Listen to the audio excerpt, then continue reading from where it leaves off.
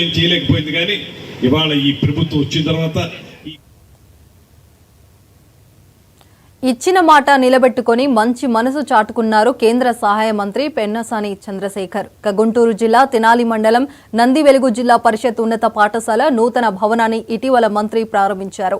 ఈ సందర్భంగా అదే పాఠశాలలో 7వ తరగతి చదువుతున్న విద్యార్థి శరత్ బాబు తమ ఇల్లు ఇక్కడి నుంచి 2 కిలోమీటర్ల దూరం ఉందని, బడికి రావడానికి చాలా ఇబ్బందిగా ఉందని సైకిల్ కావాలని మంత్రిని కోరాడు. స్పందించిన మంత్రి ఆ విద్యార్థికి సైకిల్ ను పంపారు. ఢిల్లీలో ఉన్న మంత్రి వీడియో కాల్ ద్వారా విద్యార్థులతో మాట్లాడారు. బాగా చదువుకొని మంచి స్థాయికి రావాలని చెప్పారు.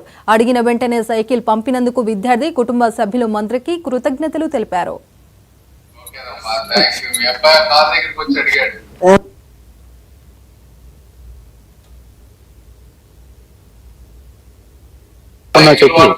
సంతోషం.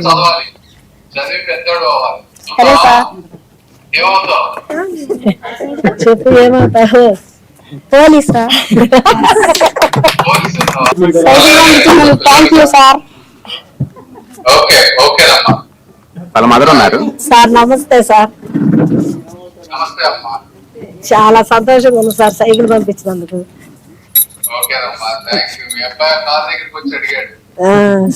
మాకు తెలుసు సార్ అడిగిన సంగతి అసలు మాకు చాలా సంతోషంగా ఉంది సార్ మీరు పంపించినందుకు.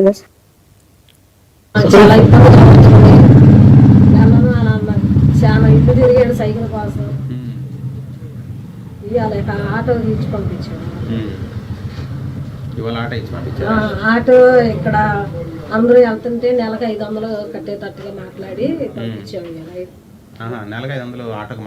ఆటో మాట్లాడుకొని సైకిళ్ళు అంటే ఈ 2 నెలలు ఎలాగొట్టాళ్ళు వాళ్ళు ఇచ్చిన అయిపోయినా కొత్తదైన కొనుక్కున్నాము వచ్చే సంవత్సరానికి.